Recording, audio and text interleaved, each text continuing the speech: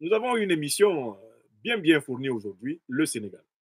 Qu'est-ce que je vais vous dire à propos du Sénégal? J'ai écouté attentivement le premier discours du nouveau président élu du Sénégal, le camarade et frère bien-aimé, Bassirou Diomaye Faye, que je salue avec beaucoup de déférence, en raison des hautes responsabilités que le grand peuple africain du Sénégal lui a confiées. Je voudrais dire qu'en ce moment précis du parcours du camarade président Bassirou Diomaye Faye, je ne voudrais pas avoir une opinion tranchée sur le discours qu'il a prononcé. Je préfère me donner un temps suffisant d'observation. Mais je peux quand même faire quelques remarques. Le discours qui a été prononcé se caractérise par la prise de conscience qu'il sera le président de toutes les Sénégalaises et de tous les Sénégalais. En tant que tel, il est obligé de tenir un propos inaugural rassembleur. Je voudrais l'en féliciter. C'est comme cela que moi j'ai compris son discours. Quand on vous confie la direction d'un pays, votre responsabilité est de protéger, de rassurer toutes les franges de la population de ce pays, car vous devenez le garant de son unité. Donc, pour moi, le discours du président Bassirou Diomaye Faye son premier discours ne pouvait qu'être un discours de rassemblement, un discours d'unité, un discours de communion, un discours d'apaisement. Car il a désormais la responsabilité du Sénégal qui va lui tomber sur les épaules. S'il vous plaît, notez cela. Ne nous précipitons pas à le flageller. Il a la responsabilité de toutes les Sénégalaises et de tous les Sénégalais. Deuxième point important dans son discours. Moi, j'ai lu tout le programme de PASTEF et j'ai lu tout le programme du candidat Diomaye Faye. Dans son programme, il y a un chapitre particulier qui est réservé à la souveraineté. Il a été très clair. Mais la souveraineté, ça veut dire que le peuple sénégalais, à travers son armée, va assurer désormais la sécurité de son territoire. Diomaye Faye, c'est très clair pour lui. L'armée française doit fermer ses bases au Sénégal. Les soldats français doivent rentrer en France. Je voudrais jusqu'ici dire que je n'ai aucun doute. Pour le moment, je n'ai aucune raison de douter que Ousmane Sonko et Diomaye Faye tiendront cette promesse. Dans le discours que j'ai entendu, il n'est pas question de renoncer à cette promesse. Ils ont affirmé et ils affirment qu'ils resteront collés à leur peuple. Et dans le programme pour lequel il a été élu, cette question de la souveraineté sécuritaire est clairement traitée. Troisième point, la question du CFA. Diomaye Faye a promis, c'est dans le programme, de doter le Sénégal d'une monnaie souveraine. Ce qui veut dire le remplacement du CFA par une monnaie qui permette un développement endogène de son pays. Dans le programme de Diomaye Faye, il y a même les étapes intermédiaires qui devront être suivies avant de remplacer le CFA, avant d'abolir le CFA et de mettre en place la monnaie souveraine. Il a décrit toutes les étapes. Moi, j'ai lu le programme. C'est sur ce programme qu'il a été élu. Maintenant, pour rassurer les Sénégalais et les Sénégalaises, et notamment ceux qui ont des comptes en banque bien remplis, ceux qui ont des affaires, ceux qui ont des investissements en CFA, Diomaye Faye ne veut pas provoquer une crise de confiance dans les institutions politiques et économiques de son pays en annonçant une réforme précipitée du CFA. Il indique la méthode qu'il va suivre. Il dit qu'il va commencer par proposer cette réforme à lui et moi, qu'il va commencer par proposer cette réforme à la CEDEAO. Moi, j'ai lu et écouté pendant plusieurs mois Ousmane Sonko et Diomaye Faye sur ce sujet. Moi, je considère ce qu'ils disent là comme des propos purement tactiques. Ils ne veulent pas qu'il soit dit qu'ils n'ont pas consulté la CEDEAO, qu'ils n'ont pas consulté lui et moi avant d'engager leur projet de monnaie souveraine. Ils veulent que le monde entier, à commencer par le peuple sénégalais, voit la mauvaise foi de l'UEMOA et de la CEDEAO éclater en plein jour. Pour ainsi dire, comme on le dit chez nous en Côte d'Ivoire, ils veulent manger leur piment dans la bouche de l'adversaire. C'est la méthode qu'ils ont choisie. Et je pense qu'ils ont profondément raison d'un point de vue tactique. Je vous explique pourquoi, d'un point de vue tactique, ils ont raison. Bon, le Sénégal est la base de la plus grande succursale de la Banque de France. Le Sénégal est la base de la BCEAO. C'est-à-dire que la responsabilité du Sénégal est fortement engagée dans la survie du CFA. Et elle est fortement engagée dans la survie de l'UEMOA et dans la survie même de la CEDEAO. Une rupture immédiate, sans des propositions refusées par les autres partenaires de la CEDEAO, passerait comme étant une manière fort cavalière. Vous comprenez?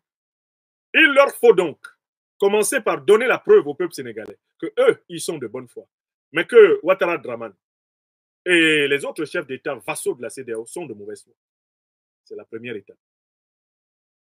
Pourquoi j'insiste là-dessus? Je demande de leur accorder le bénéfice du temps. Même le Mali, du président Assimi Goïta, le Burkina, du président Traoré, et le Niger, du président Tiani, nous les voyons procéder méthodiquement avec cette question du CFA. Oui ou non? Est-ce que le Mali est sorti du CFA actuellement? Est-ce que le Burkina est actuellement sorti du CFA? Est-ce que le Niger est actuellement sorti du CFA? Non. Les trois chefs d'État de l'AES et leurs équipes sont en train de travailler à une procédure méthodique de sortie du CFA. Si même eux, qui ont affiché des positions tranchées sur le CFA, à la limite, si même eux procèdent méthodiquement, comment ne pas comprendre que ceux qui arrivent à peine au pouvoir à Dakar doivent procéder méthodiquement? J'appelle le peuple africain à s'armer de patience et de compréhension envers ceux qui viennent d'arriver au pouvoir au Sénégal. Parce que le Sénégal, c'est le dernier grand bastion, c'est l'un des derniers grands bastions du système néocolonial français. On ne met pas fin à un bastion sans méthode. On ne fait pas tomber un échafaudage corrompu en restant debout en dessous. Sinon, il vous tombe dessus. S'il vous plaît, faisons preuve d'écoute, de compréhension. Faisons preuve d'attention et de lucidité. Soyons des forces de montée en puissance de PASTEF au pouvoir au Sénégal. Est-ce que vous savez, ils n'ont même pas encore actuellement la majorité à l'Assemblée nationale.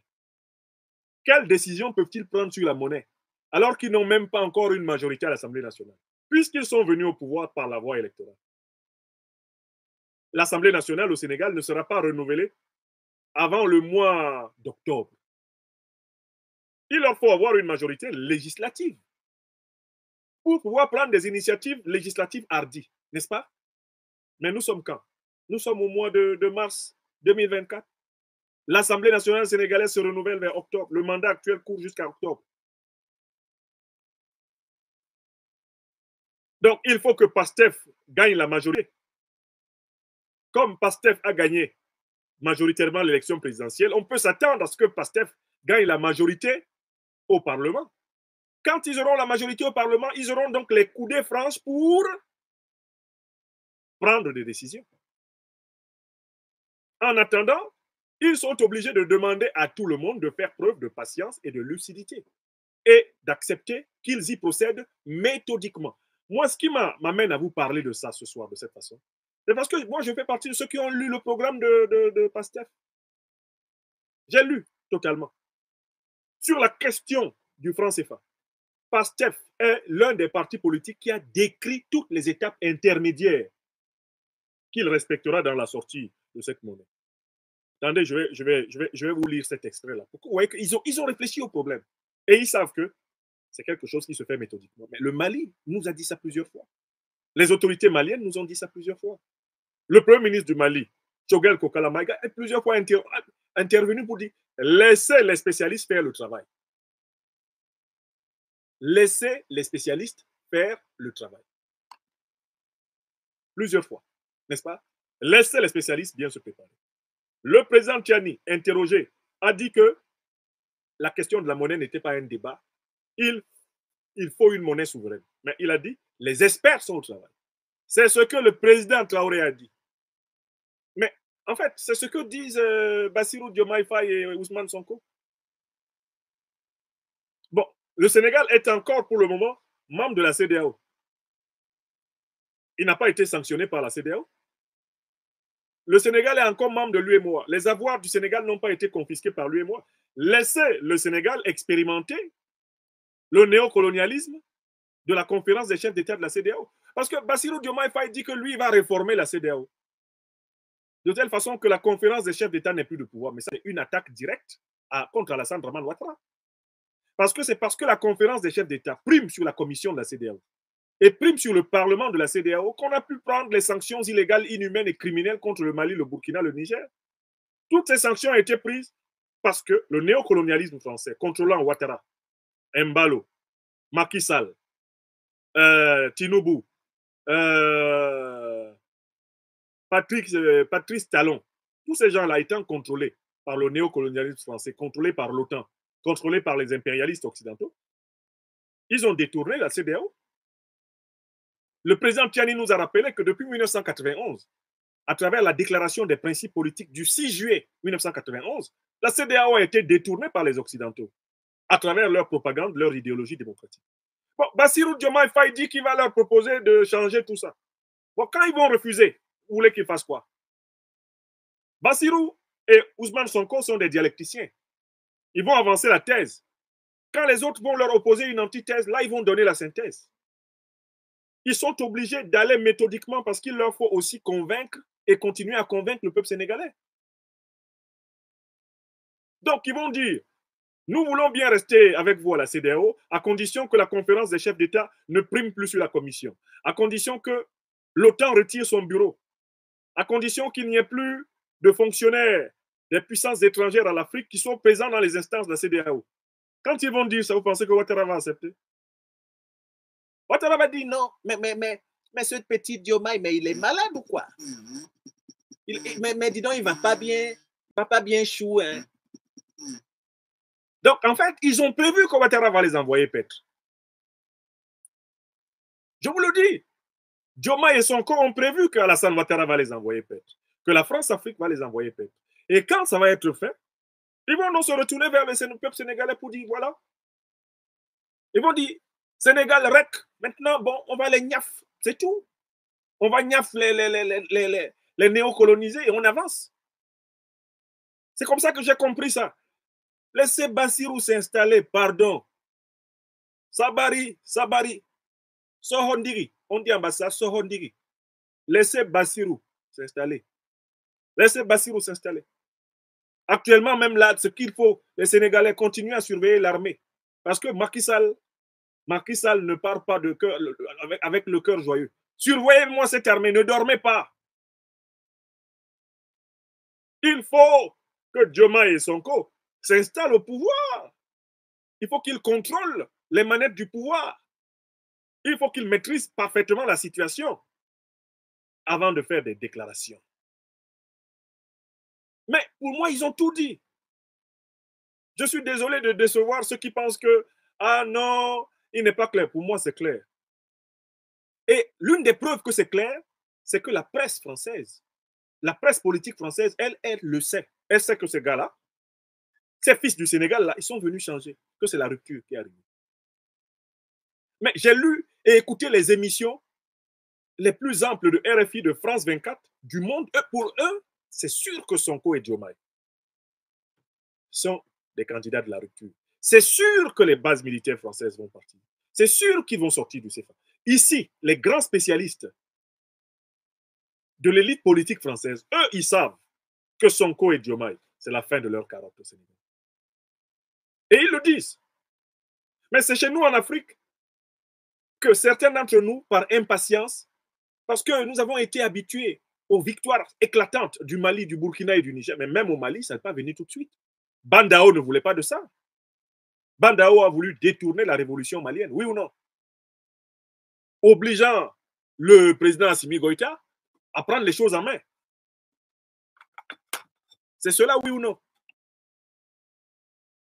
Au Niger, vous n'avez pas vu comment Mohamed Bazoum a termoyé avant de tomber, de faire boum? Au Burkina, Kaboré, qui promettait d'être un président révolutionnaire, vous n'avez pas vu? Vous n'avez pas vu Damiba venir? Damiba a pu faire quoi?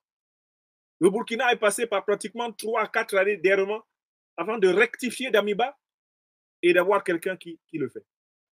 Eux, ils arrivent au pouvoir par une élection légitime, une élection incontestée.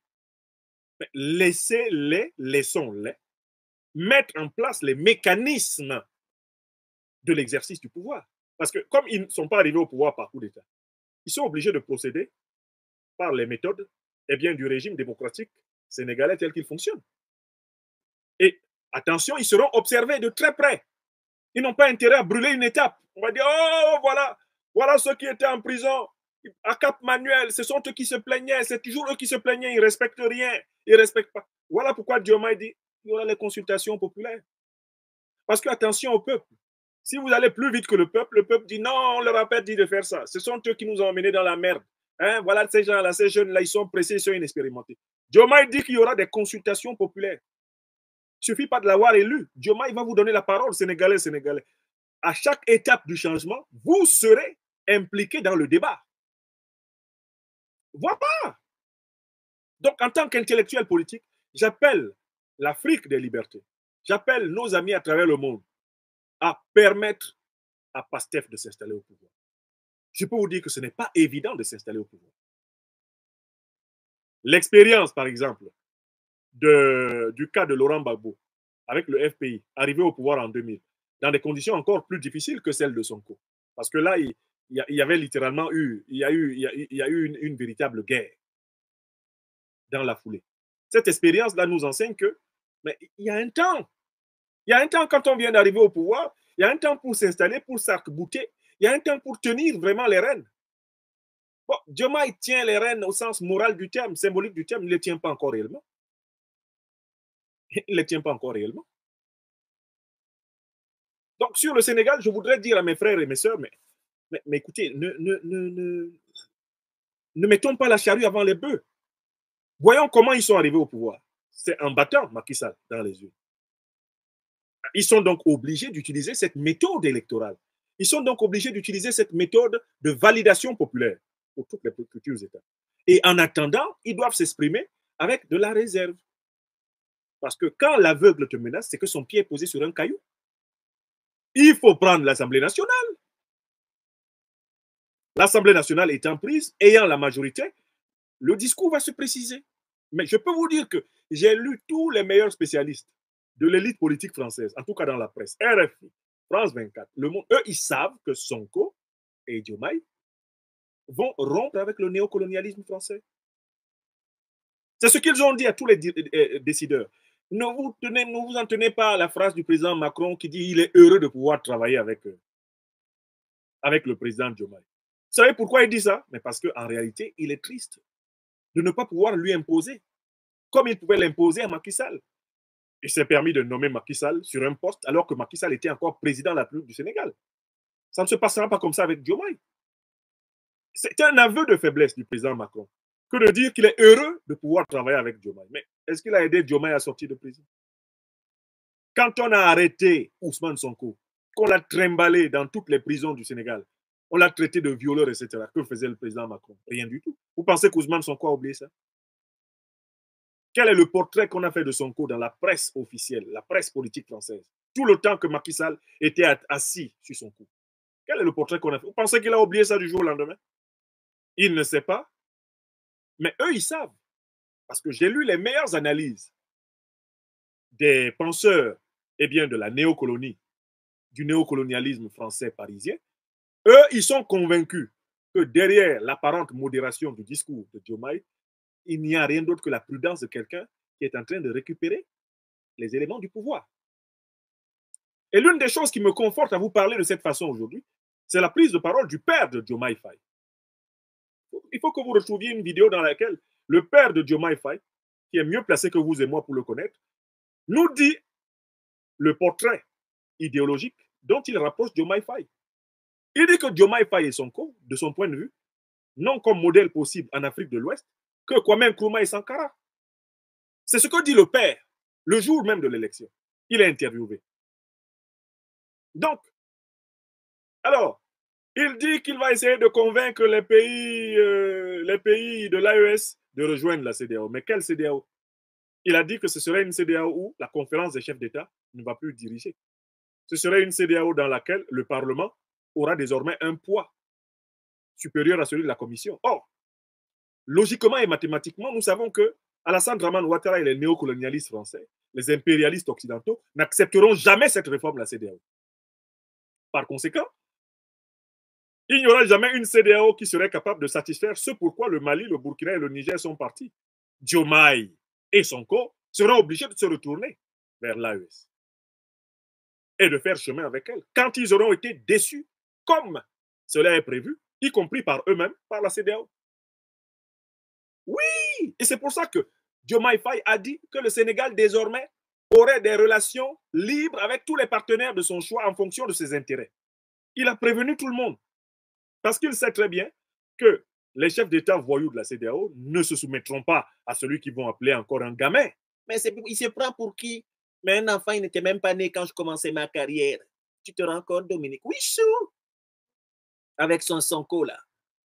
D'ailleurs, bientôt, on va commencer à les accuser. Mais ce sont les gens de Soro qui sont derrière Sonko. Non, non, non, non, non. Mais dis donc. Donc, attention. Attention, ne ratons pas la critique. Il s'agit d'un discours qui correspond au moment dans lequel il se trouve. S'il tient immédiatement maintenant un discours offensif, s'il tient immédiatement maintenant, excusez-moi, un discours, comment on va dire, radical, mais il n'en a pas les moyens. Il n'a pas encore récupéré. Il n'y a même pas encore eu passation. Il n'a même pas encore réformé l'armée, la sécurité. Il n'a même pas commencé à avoir les premiers contacts diplomatiques en tant que président élu. Allons-y doucement. Et Diomaye se retrouve à la tête de l'une des prunelles du précaré français. Il va falloir qu'il soit méthodique, qu'il soit courageux. Mais il ne faudra surtout pas qu'il soit téméraire et qu'il soit précipité. Ne le poussons pas à la précipitation. Aidons-le, aidons Pastef à atteindre l'objectif de souveraineté dans des conditions optimales. C'est vraiment le message que je voulais donner à propos du Sénégal.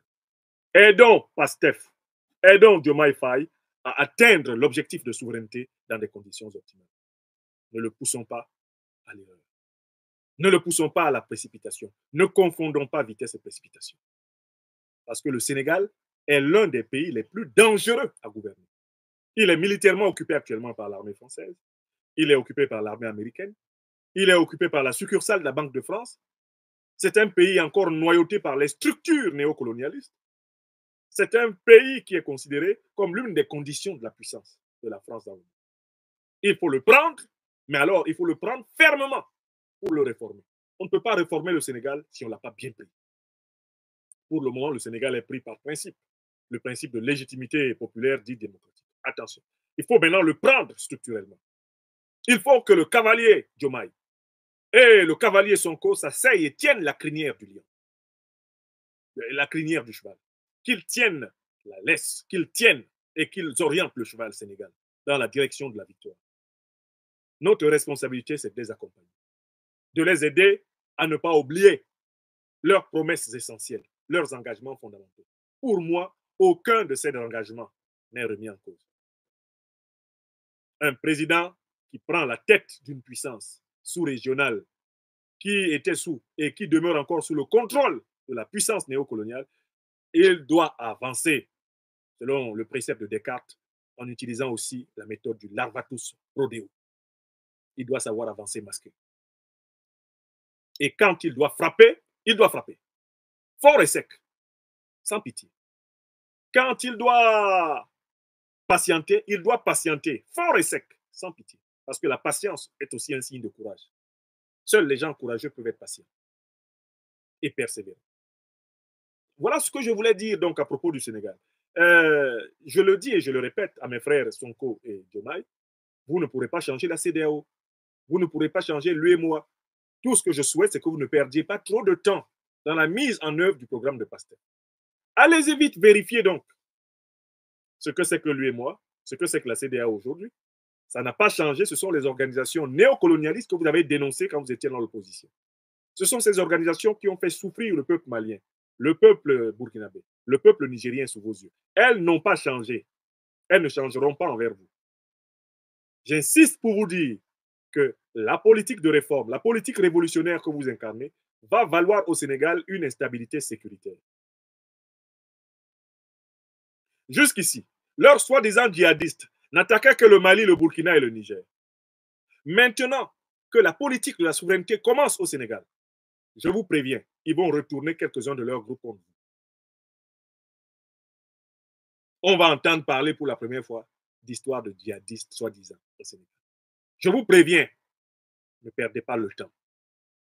Constatez rapidement que la CEDEAO et lui et moi sont détenus par des puissances étrangères et que vous n'avez aucune marge, aucune capacité d'être transformé. Constatez-le rapidement, selon votre méthode que vous avez choisie.